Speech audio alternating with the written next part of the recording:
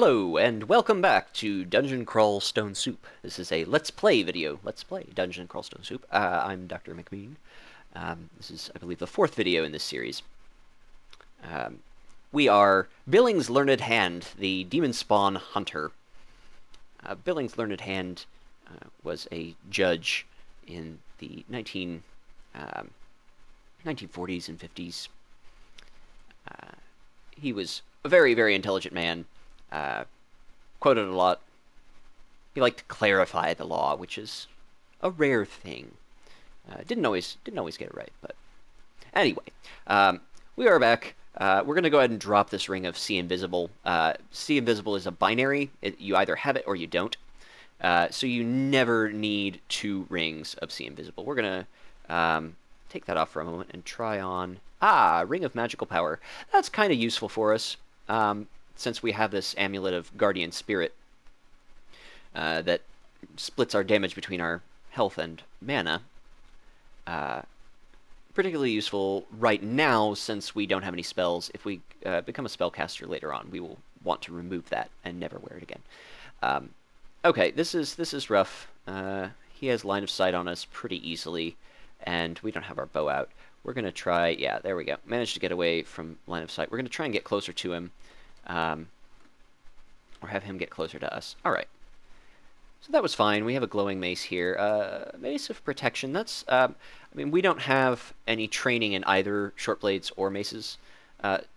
Generally, when that is the case, you want to go with the weapon with more damage.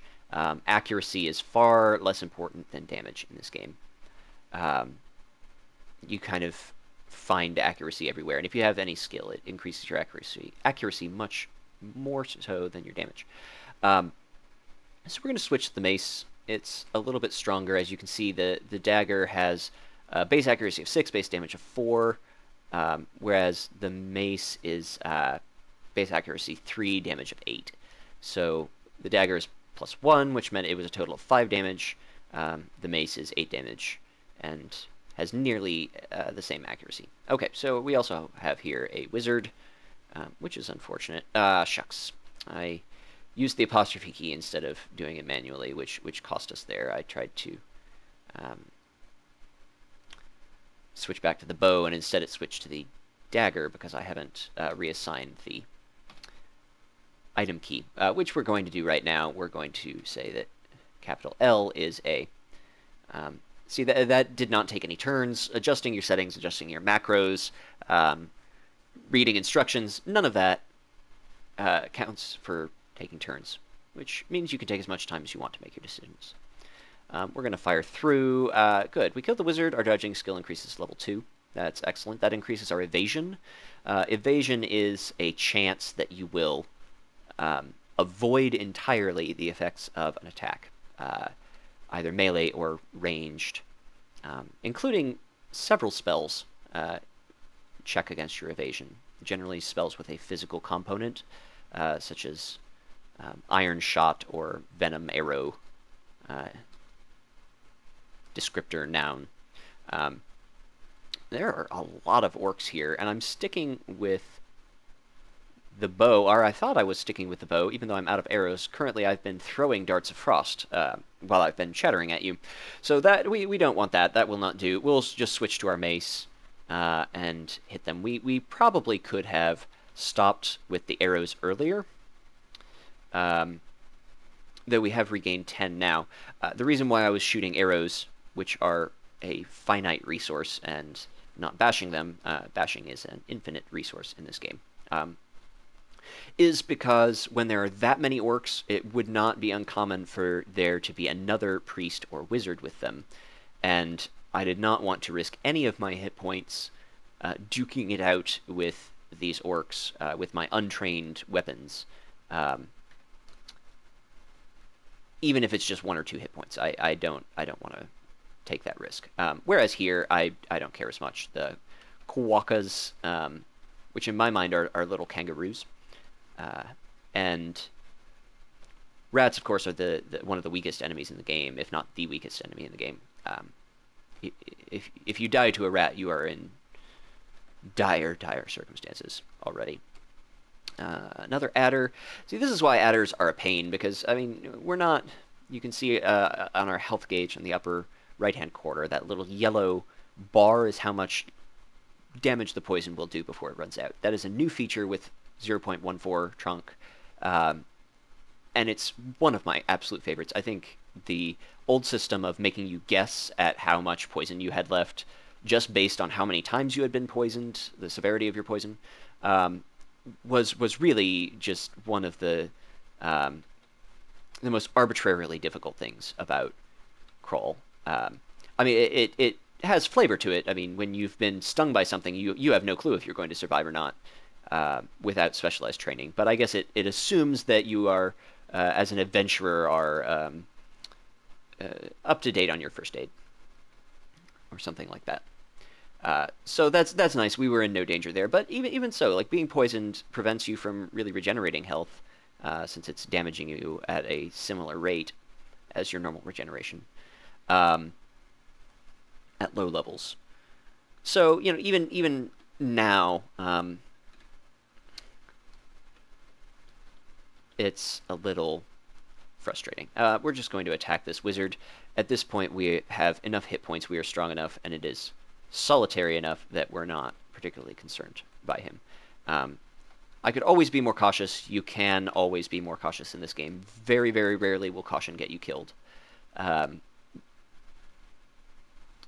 The only circumstances I can think of that being the case are when you are trying to retreat from an enemy with ranged capabilities, such as the wizard in an earlier video, which almost killed me, in fact. But even then, that's a form of hubris, is thinking you can reach a certain space on the map when you really can't. And in that case, sometimes caution is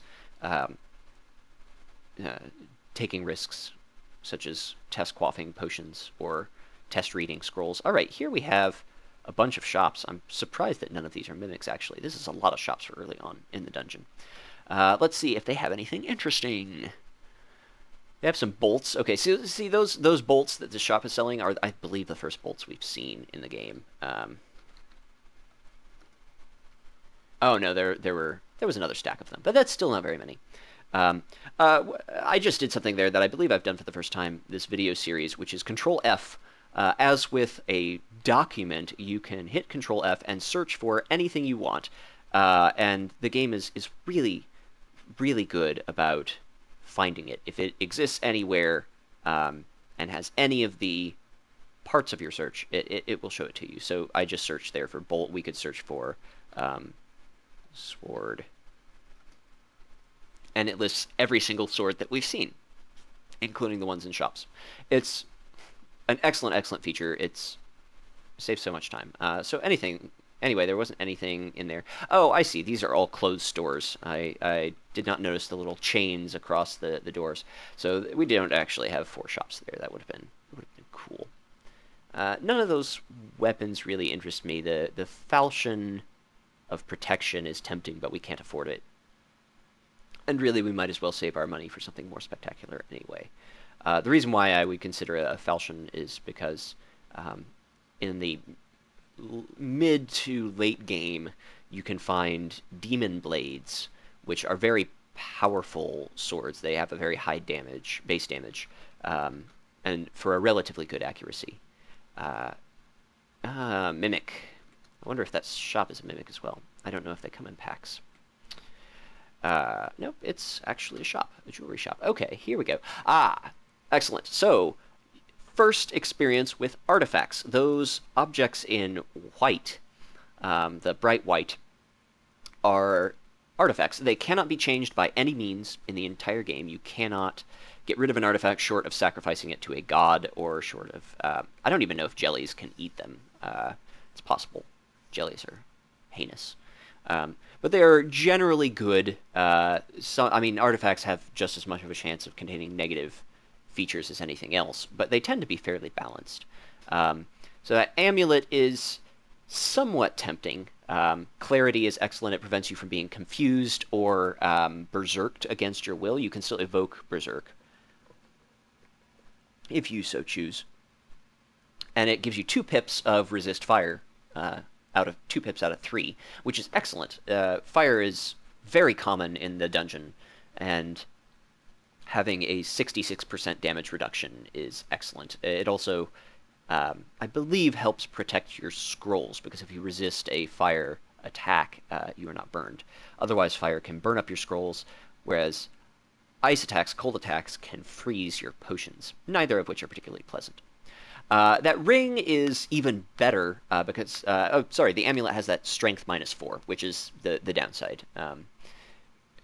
We would have to probably have another source of strength before we put that on, just because the carrying capacity could become a problem, since we have to carry a lot of arrows. Anyway, the ring is excellent. Resist cold and resist negative. Anything with 2 resistances on it and no downside is generally worth wearing in the early game. Even if you don't plan on encountering one of those things, because sometimes you will, and sometimes that will save your life. Glowing cutlass. Let's experiment. Nope, it's cursed. Alright, well, we definitely want to go ahead and remove that curse. Let's see. Let's try on this ring while we're at... Oh, cool, a ring of wizardry. So we're really set if at any point we... ooh, an amulet of the gourmand. I'll go into that in a second. We're pretty set if we find a spellbook. We can cast spells. We have a ring of wizardry, which reduces the failure chance when casting. So anyway, the amulet of the gourmand is one of the best items that you can find, especially early on. When you first put it on, it has very little effect, but over the course of a couple dozen turns, you become more and more able to eat raw flesh, to the point where you can eat it until you're engorged, until you reach the maximum hunger amount that you can have. Whereas normally you can only eat raw flesh when you are hungry or hungrier. Hungry status or hungrier. The reason why this is great is because you can go longer between killing things to have to... Oh dear, I was so excited about the amulet that I failed to decurse this cutlass, and now we may die. Let's see, what are our options? I think, because you see that ogre hit us once with his giant spiked club, and took away nearly half of our life in one hit. That's 27 points of damage, 25 points of damage out of our 54 hit points. We have 29 remaining, and we just removed the Amulet of Guardian Spirit, which would have shared it between our health and damage reserves. Ogres are very, very strong. They are another check, which I blindly ran into, wielding a cursed sword. So we read our scroll and uncursed our sword. We're going to spend a half turn switching to our Mace of Protection. That's actually probably not the worst thing to do. I wanted to switch to the bow, but again, I failed to adjust the key, or I didn't switch manually, rather, away from a different weapon. The apostrophe key can betray you. So at this point, I don't think he can kill me in one hit. I don't believe he can do more than 27 damage. But I am going to check the knowledge bots. Ogres. Let's see what I'll have to check in the wiki. The Dungeon Crawl wiki is a wonderful resource. The knowledge bots are also usually good, although I believe they're updating them right now, so they're not quite as thorough.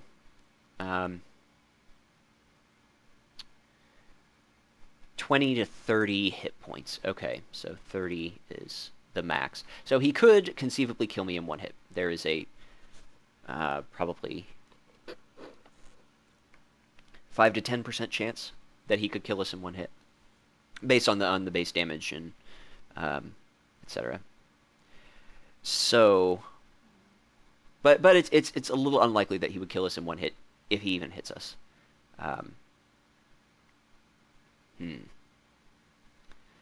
Fight or flight, or option C, which is test reading a scroll. I think I want to drink this potion of agility. That increases my evasion and dexterity significantly. See, he closely missed us. If we did not have the effects of that potion, he may have hit us and killed us. All right, so now that we're a little safer, I am going to switch to my bow. That removes the bonus armor class from the Mace of Protection, which is highly unfortunate, but I don't think we can do enough damage to kill him with that mace. We are untrained. Oh, yeah.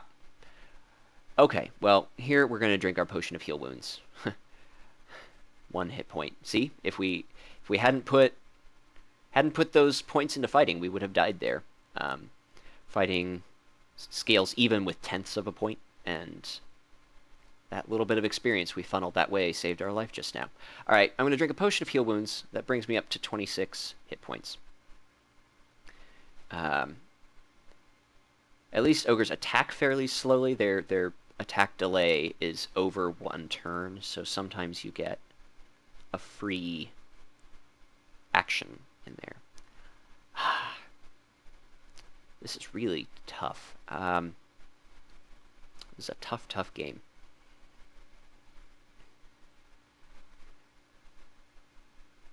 And I hit him, and I still did almost no damage. I know that I can do a decent amount of damage to him. I don't think I can kill him in 1 hit. And the same is not true for him. I think we really should run now. I think we should have run before. And hope that we will get an extra turn. Yeah, see, the reason why I didn't climb the stairs right there is because he would have gotten a free hit on me as I climbed. And since he was right next to me, he probably would have ascended the stairs as well. So what we're doing right now is called pillar dancing, although we're not... oh, and our potion ran out. That's fine. We're just running around in circles because the ogre is the same speed as us, or slightly slower. Okay, yeah, there we go. Every once in a while, the game inserts into movement a slight boost or delay in monsters that are the same speed as you. So they either catch up and hit you once, or they fall a space behind. We lucked out and got the space behind, which means he can't follow us up the stairs. So we survive yet another harrowing encounter. So that message down at the bottom, you hear zap, you hear a grinding noise, means for some reason somebody is using a wand of digging. One of the monsters equipped a wand of digging and is shooting it around. Okay, so here we have some monsters that we didn't find last time. Oh, right, yes, because this is the horribly dangerous level. Oh, we don't want to be here either. Gosh, this game is hard. Okay, well, we're going to flee towards this staircase. The Null Shaman is trying to smite us, which is bad, but I think, yeah, cool, we managed to kill him. Nothing special there. We don't have any food to eat. Okay, we're just going to go back here. Okay, ogres really aren't a problem as long as you don't start immediately adjacent to them, where they can hit you with their giant spiky club. Okay, here we have a general store. Let's see. No Wand of Healing. That's a disappointment. It's rare, but it's really great to have. Wands of Healing are amazing. Having a reliable source of healing is rare and beautiful in this game. It doesn't look like there's anything we really want. Maybe the Wand of Fireball at some point, or the Wand of Disintegration. Those stay relevant through the mid-game fairly well. Lightning is okay. You can bounce it. You can do some cool tricks with bouncing electricity in this game. But nothing we really need. I am going to do a little bit of inventory cleanup. I'm going to drop this cutlass and this dagger and this short sword. I'll go ahead and keep the darts in case we run out of arrows and we need a ranged attack for some reason. I am going to keep on the Amulet of the Gourmand because it is fantastic and it will let us get full and stay full. And hopefully soon we will find the temple and we'll be able to worship a god that will... that having this amulet will benefit us. Making sacrifices of corpses to the god rather than having to eat them. Okay, so this ogre I'm not concerned about when it gets at most 2 hits on me, since it can't kill us in 2 hits. Cool, and fighting gained a level. At this point, I don't see any good reason to change what we're doing now. Unfortunately, we have not yet found an evocable item, such as a wand or a deck. Well, there was a deck in that store, but I don't really want to buy a deck. And certainly not a plain deck, which is the least powerful of the decks of cards. Oh, no, I don't want to target myself. Crawl helps you out. It doesn't let you shoot yourself in the face with an arrow, unless you specifically tell it to do so by typing yes, or capital Y. In spite of the Amulet of the Gourmand, we have become very hungry because nobody has been leaving us corpses. That's a shame. Well, let's, oh, hello, an orc somewhere. I believe we can just sock him with the mace. Ah, still no corpses. That's frustrating. Okay, we've hit an arena level. This is where we stop using Auto Explorer entirely. Arena levels are giant open spaces with the up staircases on one end and the down staircases on another end, and only the occasional escape shaft in between. That makes it very, very dangerous because it's very easy to get swarmed by enemies, surrounded and killed. Okay, this is why having even 0.8 points in stealth is useful, because it means that we are only unstealthy with our armor that we're wearing, rather than very unstealthy, which might have woken up the centaur, which probably would have killed us. Oh, this is rough. It's especially rough because it's an arena, and so I can't just find another staircase and traverse it instead and hope to avoid the centaur entirely or approach it from a different angle. But this is about the best we're going to get. I think what I'm going to do is I'm going to step away, and I'm going to switch to my bow, and then I'm going to drink that other potion of agility. The reason why I'm drinking potions of agility so freely is because they really fall off late game. They give you a fixed amount of dexterity and evasion, and therefore when you have scaled up a lot, if your evasion is 20, 5 points of evasion does not matter nearly as much as when your evasion is 11. So I'm going to step away so I'm out of its line of sight. Not necessarily out of its line of hearing. If I were to shout or evoke something loud, then that could be problematic. I might wake him up and he might come searching for me along with any other baddies out there. However, switching weapons is silent, or so close to silent as to rarely make a difference outside of the tomb. But if you're in the tomb, you're doing quite well in this game, or you're very unlucky and don't know what the tomb is, and then you're going to die. So we switched, and we're going to drink this potion of agility. You can also, I have been clicking on things, which is probably a bad habit of mine. I ought to learn all of the key bindings for use online, but just because it's a hassle to have to macro in your commands. But you can press normal Q. Capital Q is quiver, changes what arrows or thrown weapons you're using, but lowercase q is quaff, and that brings up this little menu, and then you can just press the item key. That was Q. So I'm agile. Yeah, so he woke up this time. Centaurs are very fast. They're very annoying, and they are very, very good archers. Probably better than us. Yes, definitely better than us. So this is bad.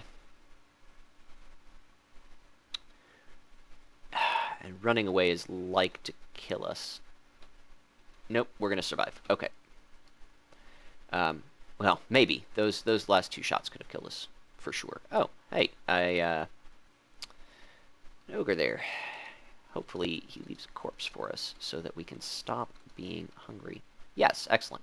Ogres are huge, so they leave a lot of flesh. Even though it's contaminated, 6 chunks of flesh is equal to 3 chunks of non-contaminated flesh, and so we are now full because of our Amulet of the Gourmand. Though considering that it's an arena level next, and there's a centaur just waiting for us, I think I'm going to switch back to the Amulet of Guardian Spirit. It'll take a little bit of time once we switch back to the Gourmand again to get its full benefit, but that's okay, because I would rather be alive and able to complain about that than be dead. So we're gonna test a couple of these other scrolls. I really want to find teleportation. I'm really hoping that one of those recharging, random uselessness. Okay. So we have. Oh, here we go. Oh, no, Immolation. That Immolation is a very interesting scroll. It used to just make a fireball on you that could kill you. Now it enchants all of the monsters around you with a particular hex, um, Inner Flame, and whenever they die, they explode in a very, very powerful fireball. So you can set up some really cool chain reactions with them if you're careful and things go as planned. Um, Neither of those is a guarantee, and so it has an equal chance of just killing you. When you find these, once identified, they show up in purple, and they do not auto pick up. So we have 3 scrolls that are one-offs that we can test. We have enough identify scrolls. Okay, definitely don't want the Potion of Degeneration. We're going to ID these potions. Okay, Potion of Magic is very helpful right now because it can refill our mana, which is boosted by a Ring of Magical Power, which helps us with Guardian Spirit. So it's essentially a health points by proxy right now. Do I want to ID those scrolls with one of my identify scrolls? I feel like that's a waste most of the time, but considering that Blink and Teleport would be really useful. Teleport actually not so much because we've explored so little of the arena, although if it teleported us close to the downstairs, that would be nice. That would be very nice. But equally likely to dump us in the middle of a pack of Blink Frogs or something equally hideous. Probably not Blink Frogs outside of the lair, but even a pack of Orcs could be extremely deadly to us at this point in time. So I am going to sally forth. I think...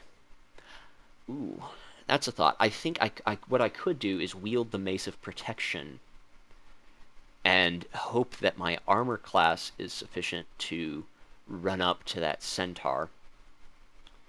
If I'm doing that, I could enchant my leather armor a bit more, although I really don't want to do that because there's nothing special about it. And then enchant armor scrolls are rare enough and valuable enough not to do that. Here's what I'll do. I will ID... I'm going to try to remove curse. I will ID this ring. Okay, positive energy. That doesn't do me any good. Gosh, this is rough. It might almost be worth it at this point to go upstairs and fight Prince Ribbit and Pykel just for the extra experience. I might get a level out of it, maybe get a bit more of a mutation. Yeah, I've talked myself into it. Yeah, see, there's a slave. We're just gonna... I feel bad about killing these guys. I think... I want to say that it used to penalize you somehow for killing them. Like, Pykel was worth less experience or something. Maybe not. Maybe I'm imagining things. Okay, here we have Pykel. Pykel generally wields a Whip of Flaming, I believe. Though I think it can be any brand. Fortunately, and he always carries a wand. Fortunately, this time, they randomly gave him a Wand of Digging, which cannot harm us in any way, unless he digs a hole through a wall that leads to more monsters, but that is unlikely. So, we're not too badly off here. I think I'm going to take a shot at Pykel. Okay, and now we're going to... Okay, we got Pykel in between us and the slave, so we don't have to worry about that anymore. But that's Cold Comfort.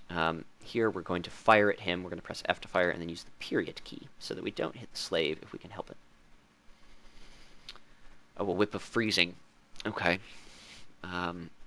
Well, that doesn't make a big difference to us, as is, but it doesn't look like our arrows are doing much to him.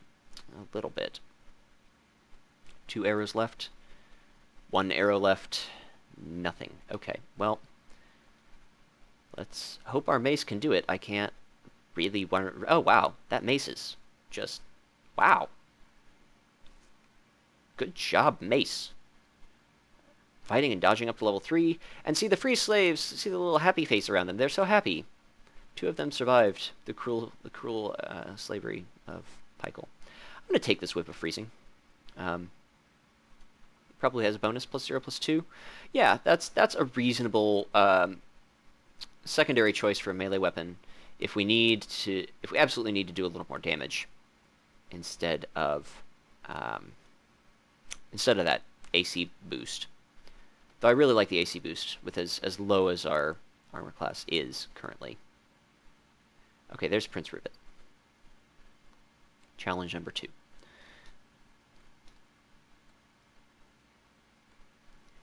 we should reach level 9 if we can manage to kill him. Which... yeah. Yeah, we did. Fantastic. Didn't reach level 9, but that's okay. Our bows went up. That's nice. Cool. Cool. Excellent. All right. That helped. That helped for sure. So we've got Kikubakudka, the necromancy god, and Alivalon, the healer god, neither of which I particularly like. In fact, I don't think we can even worship Alivalon, because we're a Demonspawn. I don't think she would accept us. But Kikubakudka certainly would. I, however, really don't like necromancy, or any summoning, for that matter. It's a frustrating way for me to play. I don't enjoy it, and like I said earlier, if you're bored playing Crawl, you shouldn't. That will kill you more frequently than anything else in the entire game. Boredom, impatience, all that sort of thing. And summons make me very, very impatient because they involve surrounding yourself with dudes to soak up hits for you, and running away a lot, even more so than normal, and gaining experience more slowly. A whole lot of reasons why I dislike playing summoners. So Kikubakudka is not generally a god I worship, though it's very powerful indeed. Okay, the centaur moved away. That's what I was hoping. That doesn't necessarily mean that we're out of the woods. It could be nearby. It could hear that jackal bark. But so far so good. Ew, a jelly! No! I hate jellies. Okay, so jellies suck. Because they are acidic. They're rare, but they're really unfortunate. They corrode your equipment if it's not sufficiently enchanted or an artifact. And they slurp up items on the ground. Which means, especially for a hunter, which leaves arrows on the ground after they've been fired, it's very bad. And if you even hit a jelly with an arrow, it will eat it. And it also heals the jelly, so it's extra annoying. I think what we're going to do is we're going to switch this Whip of Freezing, because I like the Mace of Protection better. I like it a little bit better than this Whip. Even though the Whip is more damaging. It has the same total damage with its bonus as the Mace. But it also has that Freezing brand, which helps. But I'm not looking to do a whole lot of damage in melee generally, so we're going to switch to this Whip. And we're going to just run at this jelly, and it's going to corrode the Whip. We're going to hope that it doesn't also corrode the armor with its attacks. Okay, good. Yeah, jellies are very dangerous where we are in this game. And you can see our +0/+2 Whip is now just a +0 Whip. Corroded it twice. Corrosion always affects damage as well, I believe, which is universally the more important stat. You almost never, ever, ever care about accuracy. If it happens to be on an artifact that you find and you're using for other reasons, then that's a nice little bonus. But practically speaking, you never should give up a point of damage for any amount of accuracy. This is, of course, taking the base damage of the weapon into account. A weapon with lower base damage benefits less from accuracy than a weapon with higher base damage. Anyway, we're going to fight this phantom. It's a little scary. Fortunately, we did get a lot of arrows off the ground from that first centaur battle, since he was firing arrows at us as well. We may even get a cool bow from him. All right, level 9. See, here's where, here's another decision moment. Do we want to keep going with intelligence and continue to hope that we find a spellbook, or do we go with dexterity for the shorter term gains? I kind of want to go with intelligence because we do have the Ring of Magical Power and the Ring of Wizardry and the Amulet of the Gourmand, which will help with spell hunger. Yeah, I talked myself into it. Even though it's going to make... I'm greedy. I'm so greedy. I really want this helmet. It's going to kill me. I wanted the helmet too bad. And now we are in trouble. Well, I can break line of sight here.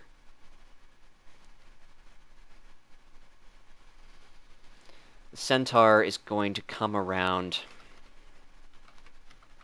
He's probably here by now. Somewhere in this area. So he may come around this way. Or he may come around this way. The Sky Beast is somewhere in this area. We have a Ring of Sea Invisible. We have a Ring of Sea Invisible. That needs to be my next action, is putting that on. We're going to take off the Ring of Positive Energy. It's not doing anything for us now. Okay, so the Sky Beast isn't about to clock us in the face. Gosh, this centaur is killing me. The interesting thing with centaurs is if you can get up right next to them and engage them in melee combat, they will almost always switch away from their bow. And many of them do not carry another weapon, so you are a favorite to win that fight, even if you're untrained. The problem in this case is that we don't know where that Sky Beast is exactly. And engaging both of them at the same time would be extremely dangerous. And I can't think of a good way to get one of them out of commission. I can think of a way, but it involves getting shot at a lot by the centaur. And that's digging a hole into the wall, the outer wall of the arena, creating a narrow hallway that we could hide in. But the wall is far away. 12 spaces each direction, at least. And we can't really afford to do that. So what we're going to do is step here. Alright, so almost definitely the centaur was trying to come around here, this way. It didn't go around the outside. I'm assuming. Either that or it lost track of us somehow, which I don't believe to be true. We're going to try and... Okay, good. Alright, so it did come around this way.